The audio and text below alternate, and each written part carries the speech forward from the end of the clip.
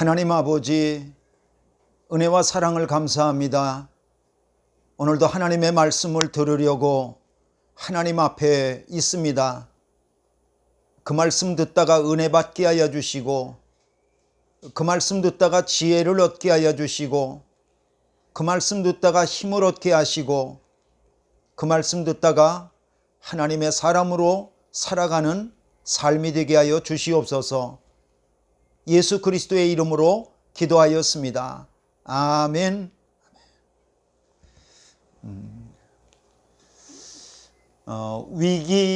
위기라고 말하지만 요즘만큼 위기라는 말이 실감나는 때가 없었던 것 같습니다. 코로나 바이러스 팬데믹 때문입니다. 경제적인 어려움이나 아니면은 문화생활의 어떤 위축, 그 정도의 문제가 아닙니다. 코로나 바이러스 팬데믹이 위기라고 하는 이유는 이 코로나 바이러스가 지역적으로나 부분적으로만 일어난 것이 아니라 전 세계적으로 일어났고, 그리고 무엇보다도 그 바이러스가 사람의 생명을 위협했고 이미 많은 사람들을 죽게 만들었기 때문에 위기라고 말하고 있습니다. 위기가 없는 사람은 아무도 없습니다. 크든지 작든지 위기라고 하는 것을 우리는 지금까지 살아오면서 겪었습니다. 그리고 지금도 겪고 있습니다.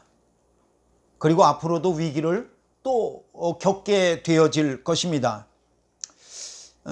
그런데 사실 어떻게 보면 진짜 중요한 것은 위기 그 자체가 아닙니다. 그 위기 자체보다도 더 중요한 것이 있는데, 그것은 위기가 닥쳤을 때에 내가 그 위기를 어떻게 지혜롭게 잘 극복하고 넘어갈 수 있느냐라고 하는 거죠. 설교를 준비하면서 이런 이야기를 하나 읽었습니다. 유대인의 지혜의 책이라고는 탈무드에 나오는 이야기입니다. 어떤 남자가 결혼을 했는데 10년이 넘도록 아기가 없었어요. 그래서 이 남편의 가족들은 이 남편에게 여자와 이혼하라고 그렇게 주장을 했습니다. 유대인들의 전통에 의하면 10년이 넘도록 아기가 없으면 남자는 그 여자와 이혼해도 된다라고 하는 규정이 있었기 때문입니다.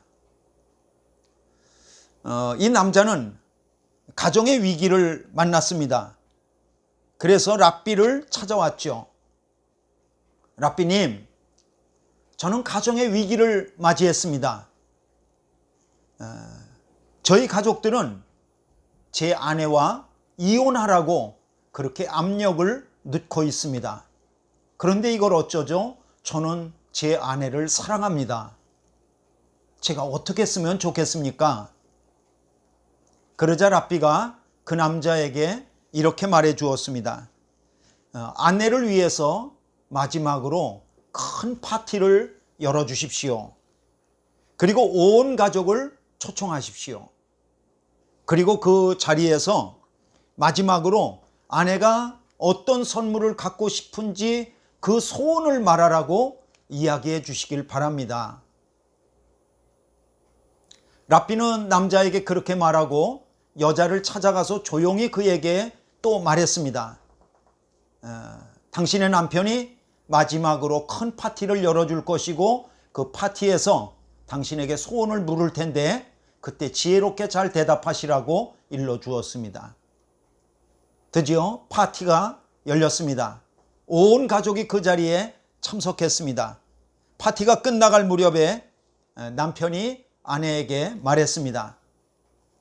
내가 당신에게 마지막으로 선물을 하나 해주고 싶소. 말하시오. 그 소원이 무엇이든지 다 들어주겠소. 이렇게 말했던 거죠. 그리고 그 아내는 남편에게 말했습니다. 내가 갖고 싶은 선물은 딱 한 가지가 있습니다. 그것은 바로 남편입니다. 그래서 그 가정은 위기 가운데에서 지혜로 건짐을 받았다고 하는 그러한 이야기를 읽었습니다. 지혜가 중요합니다. 그런데 모든 위기가 이렇게 다 지혜롭게 해결될 수만 있다면 얼마나 좋겠어요. 그렇지가 않은 거예요.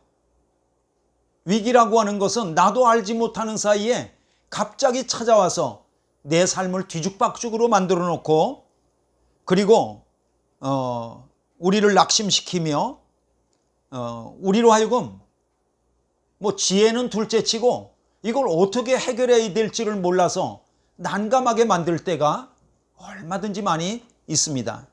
그것이 문제입니다. 저는 오늘 누가복음과 그리고 또 이사야 본문을 이렇게 두 본문을 읽었는데, 이 본문을 중심으로 위기라고 하는 것은 어떤 것인지, 그리고 이러한 위기가 왔을 때 우리는 어떻게 극복할 수 있는지, 이런 것들을 우리의 삶에 적용하면서 은혜를 받으려고 합니다. 오늘 우리가 읽은 본문은 누가복음 본문은 게네사렛 호숫가에서 예수님이 시몬 베드로를 만나 주신 이야기를 우리에게 전하고 있습니다. 예수님이 시몬 베드로의 배에 들어오셨습니다. 예수님이 시몬 베드로의 배에 들어오셨을 때에 시몬 베드로는 그의 인생에서 두 가지 큰 놀라운 일이 일어났던 거죠. 그 첫 번째가 기적이고요. 두 번째가 시몬 베드로가 예수님의 부르심을 받고 제자가 되어졌던 일입니다. 먼저 시몬 베드로는 예수님이 그의 배에 들어올 때 기적을 경험했습니다.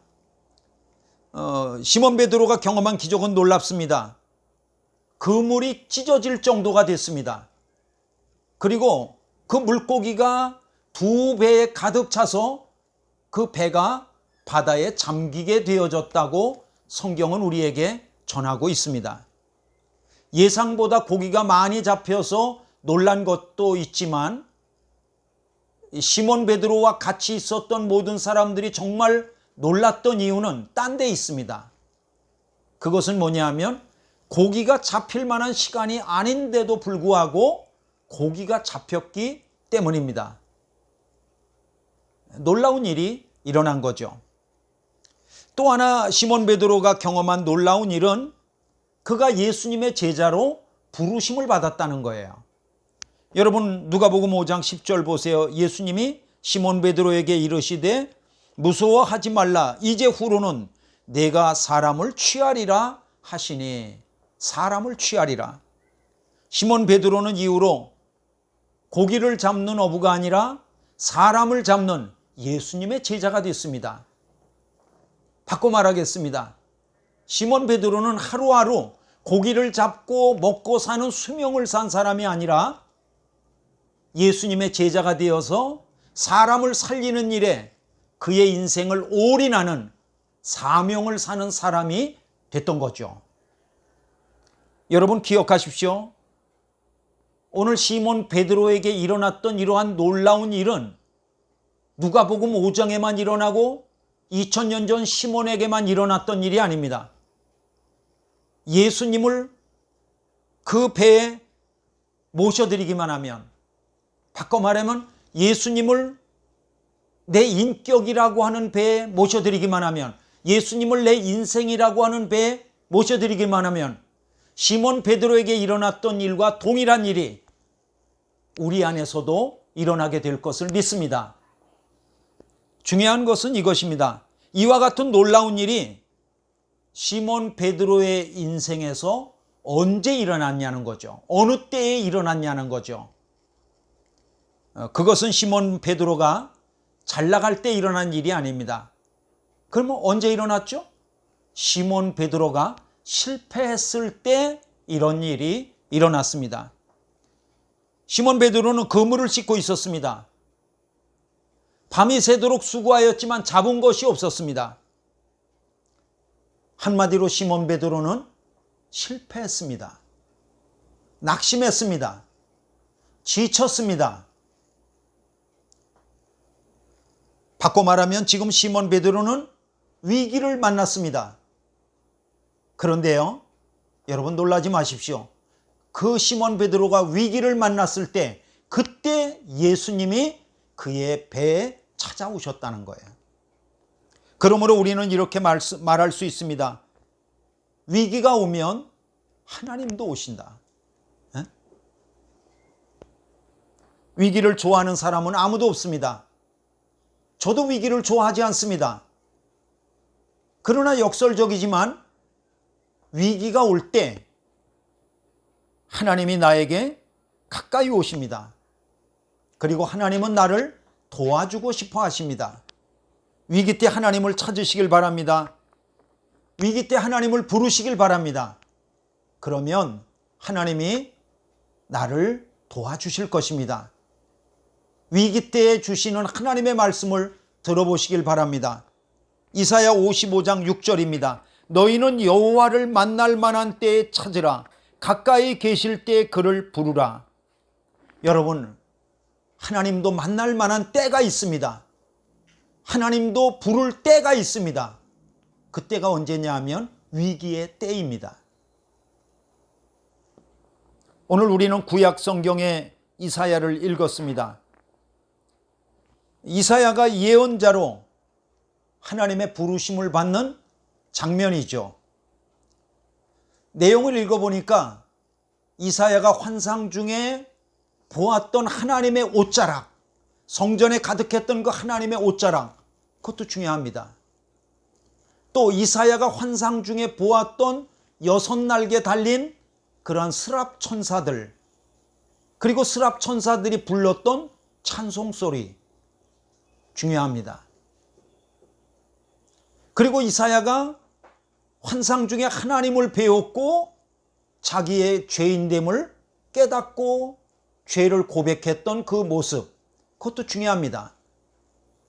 그런데 우리가 오늘 본문을 읽을 때 또 한 가지 우리가 눈여겨보아야 될 것이 있습니다.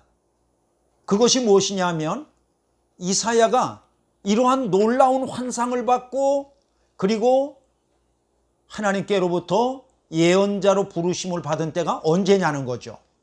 이런 환상을 봤던 때가 언제냐는 거죠. 그것은 이사야가 우시야 왕이 죽던 해였습니다. 이사야 6장 1절입니다. 우시야 왕이 죽던 해에. 우리는 여기서 이런 질문을 하게 됩니다. 하나님은 왜 우시야 왕이 죽던 그 해에 이사야를 예언자로 부르셨을까? 우시야 왕이 죽던 해와 이사야가 예언자로 부르심을 받는 것과 이 둘 사이에는 어떤 연관관계가 있는 것일까? 그럼요, 있죠. 그러니까 우시야가 죽던 해라고 분명하게 여기에다가 6장 1절을 시작하면서 썼던 거죠.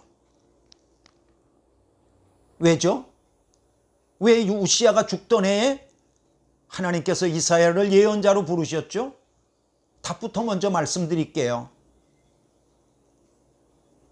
우시야가 죽던 해, 다시 말하면 이사야가 하나님께로부터 부르심을 받을 때, 그때는 바로 국가의 위기였기 때문에 그가 부르심을 받은 거예요.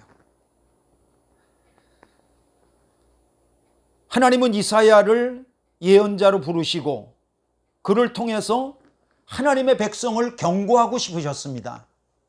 하나님은 이사야를 예언자로 부르시고 위기에 처한 하나님의 백성들을 위로하고 싶으셨습니다.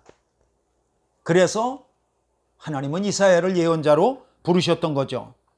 우리는 먼저 우시야 왕이 어떤 왕이며 우시야 왕이 죽던 해는 그때의 남유다의 역사적인 배경이 어떠했었는지를 알 필요가 있습니다.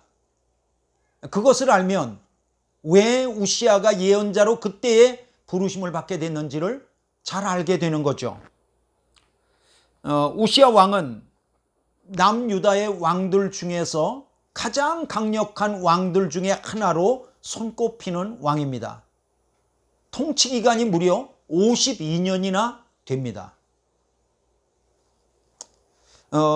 우시아 왕은 모든 면에서 강력했지만 그 중에서도 그가 가지고 있던 국방정책, 나라를 튼튼하게 지키고 영토를 확장하는 그러한 정책이 다른 어떤 것보다도 뛰어났습니다. 우시아 왕은 남유다를 중심으로 서쪽에 있는 그 지중해 쪽으로 블레셋이라고 하는 나라가 있는데 그 블레셋을 쳐서 정복했습니다. 블레셋에 큰 도시들이 있는데 그 큰 도시들 중에서 그 주요 도시인 가드 성벽, 그리고 야브네 성벽, 아스도 성벽을 쳐서 무너뜨렸습니다. 그리고 그 무너뜨린 성벽에다가 성읍을 건축했던 거죠. 한마디로 말하면 우시아는 남유다의 서쪽인 그 지중해 쪽으로 있는 블레셋을 완전히 정복했다고 하는 것을 우리에게 보여주고 있습니다. 그리고 우시아 왕은 요단강 동쪽의 암몬과 모압을 쳐서 정복했습니다. 그리고 암몬으로 하여금 조공을 바치게 했습니다. 그리고 남쪽으로 보면 당시의 강대국이었던 애굽 변방까지 남유다는 영토를 확장했던 거죠. 우시아 왕은 그의 왕이 직접 통치하는, 명령을 내리면 움직이는 2600명의 지휘관이 있었습니다. 그리고 그 2600명 지휘관 아래는 아주 잘 훈련된 30만 7,500명의 군사가 있었어요. 그 30만 7,500명은 창과 방패와 투구와 갑옷과 활과 물매로 무장한 아주 대단한 그러한 군인들이었던 거죠. 그래서 성경은 그들을 말할 때 건장하고 싸움에 능하여 왕을 도와 적을 치는 자라고 표현하고 있습니다. 이게 다가 아닙니다. 우시아 왕은 재주가 있는 자들에게 명령을 하여서 신무기를 개발했습니다. 예를 들면 이런 신무기죠. 활을 한꺼번에 여러 개를 한꺼번에 쏘는 기계, 또 아니면 큰 돌들을 갖다가 멀리 던져서 그 사람들을 위협하는, 오늘날로 말하면 대포 같은 거죠. 이런 기계를 발명한 거예요. 그래서 그런 기계들을 성곽 망대에다가 높은 곳에다가 세우고 그리고 그 성을 갖다 지키게 했던 거죠. 대단한 왕입니다. 그런데 말이죠, 이렇게 강력했던 우시아 왕이 죽었어요. 그가 죽던 해가 언제냐면 BC 740년입니다. 그런데 이걸 어쩌죠? BC 740년이 어떠한 때이냐 그러면 국제적으로 볼 때 북쪽에 있는 강대한 나라 아수르가 그의 세력을 키우면서 남쪽으로 북이스라엘과 남유다를 쳐내려오고 있던 그러한 시기였던 거예요. 뭐 이렇게 기상학적으로 말하면 시꺼먼 그러한 먹구름이 천둥번개를 몰고 점점 내려오고 있는 그러한 때라는 거죠. 아니나 다를까 아수르의 가장 강력한 왕이었던 티글랏 빌레셀 같은 왕이 그 북이스라엘을 쳐서 멸망시켰어요. 그 멸망시킨 데가 언제냐 그러면 바로 우시아 왕이 죽고 난 지 18년 되는 때예요. 바로 멸망했습니다. 그런데 이렇게 가장 이스라엘 백성들이 의지하고 가장 정말 강력한 왕이라고 받들던 그런 우시야 왕이 BC 740년에 죽은 거예요. 우리는 이런 것을 갖다 이름해서 뭐라고 그러죠? 국가적인 위기라고 그러죠. 국가적인 위기. 국가적인 위기를 만난 백성들은 어찌할 바를 알지 못했어요. 낙심했죠. 방황했습니다. 이러한 국가적인 위기의 때에 하나님께서 이사야를 예언자로 부르셨습니다. 그러니까 하나님의 메시지는 이런 거죠. 이사야야, 사람들은 강력한 왕 우시야가 죽었다고 절망하고 낙심하고 또 이것이 국가적인 위기라고 말하지만 그러지가 않다. 그렇지가 않다. 우시야 왕보다 더 강력한 왕이 이 성전에 계시다. 내가 환상을 통해서 너에게 보여주마. 그는 나 여호와 하나님이시다. 내가 진짜 왕이다. 그런 메시지를 하나님께서 이사야에게 보여주시는 거죠. 그래서 이사야는 환상을 보고 이렇게 말합니다. 이사야 6장 5절 보십니다. 내가 만군의 여호와이신 누구를 배웠음이로다? 왕을 배웠음이로다. 하나님이 진짜 왕이라는 거예요. 네? 여러분, 보이지 않지만 우리의 모든 위기를 통치하시고 세상 만물을 통치하시는 만군의 왕이 하나님이신 것을 믿으시길 바랍니다. 또 하나의 메시지는 이런 거예요. 이사야야, 너는 낙심하고 있는 이 하나님의 백성, 내 백성을 위로하라. 이사야야, 너는 내 백성에게 희망을 좀 주어라. 위기 가운데 있는 이 백성들에게 희망을 주어라. 그 메시지를 하나님이 주시는 거예요. 그러므로 우리는 이렇게 말할 수 있습니다. 위기가 오면 하나님도 오신다. 하나님도 오신다. 그리고 오셔서 우리와 가까이 계시다. 함께 하신다. 여러분, 그러고 보면 예언자가 이사야뿐만이 아닙니다. 예레미야 있죠. 에스겔 있죠. 다니엘 있죠. 호세아 있죠. 아모스 있죠. 하박국 있죠. 요엘 있죠. 나훔. 여러분, 이 모든 예언자들이 언제 일어난 예언자인지 아십니까?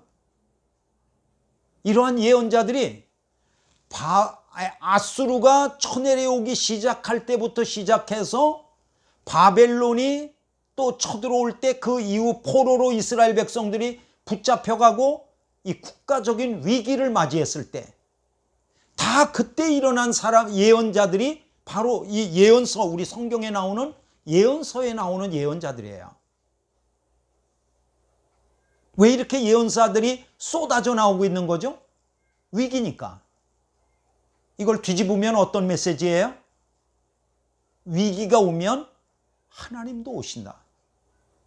우리가 두려워 떨면 하나님도 어찌할 바를 모르고 우리를 건져주시려고 가까이 오신다. 그것을 성경은 우리에게 말씀하고 있는 거예요.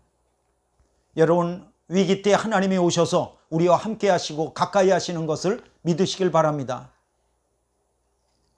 그런데 여기서 중요한 것이 있습니다. 하나님이 가까이 계시다는 것, 하나님이 오셨다는 것, 그 자체가 오토매틱으로 나에게 도움이 되는 것은 아니라는 거예요. 보이지 않는 하나님이 나타나시고 나타나신 하나님이 나를 도우시고 나를 도우시는 하나님이 나의 위기를 넘겨주시는 것, 그렇게 하려고 하면 나에게 액션이 필요합니다. 그 액션이 뭐죠? 그 액션은 바로 하나님을 우리가 찾는 거예요. 하나님의 말씀에 우리의 귀를 기울이는 것입니다. 그리고 하나님의 말씀에 통치를 받는 것입니다. 그럴 때 하나님이 가까이 오셔서 우리를 위기를 넘기게 해주시는 거죠. 예수님께서 시몬 베드로에게 말씀하셨습니다. 깊은 데로 가서 그물을 내려 고기를 잡으라. 여러분, 사실 이때 베드로가 할 수 있는 말은 여러 가지가 있습니다. 예를 들면 어떤 말이죠? 예수님, 죄송합니다. 보시다시피 저는 지금 그물을 씻고 있는 중입니다. 집으로 이제 들어가려고 그러는 길이었었거든요. 예수님, 다른 배를 좀 이용하시죠. 그렇게 말할 수도 있죠. 예수님, 저희는 어저께 밤이 새도록 수고하였지만은 잡은 것이 없습니다. 지금 너무너무 피곤합니다. 다음번에 한번 제가 말씀을 드리도록 할게요. 그렇게 말할 수도 있죠. 또 아니면 예수님, 죄송합니다. 예수님께서 목수라서 잘 모르시는 것 같은데 지금은 고기가 잡힐 때가 아닙니다. 얼마든지 예수님의 말씀을 거절할 수가 있죠. 그러나 시몬 베드로는 그렇게 하지 않았습니다. 얼마든지 예수님의 말씀을 사양하고 또 거절하고 그렇게 할 수 있었지만 시몬 베드로는 예수님의 말씀을 그대로 받아들였어요. 그래서 시몬 베드로가 말한 게 뭐예요? 누가복음 5장 5절 한번 같이 읽어보겠습니다. 누가복음 5장 5절 시작. 시몬이 대답하여 이르되 선생님, 우리들이 밤이 새도록 수고하였으되 잡은 것이 없지만은 말씀에 의지하여 내가 그물을 내리리이다 하고. 여러분, 시몬 베드로는 예수님을 내 배에 모셔 드렸을 뿐만 아니라 내 상식에 맞지 않는 말이지만 예수님의 말씀을 그대로 받아들이고 알겠습니다. 그대로 하겠습니다. 그리고 그 말씀의 통치를 받았다는 거죠. 그때 그의 배 안에서 그리고 시몬 베드로의 인생 가운데 놀라운 역사가 일어나게 됐던 것입니다. 말씀을 마칩니다. 여러분, 위기가 오면 엎드리시길 바랍니다.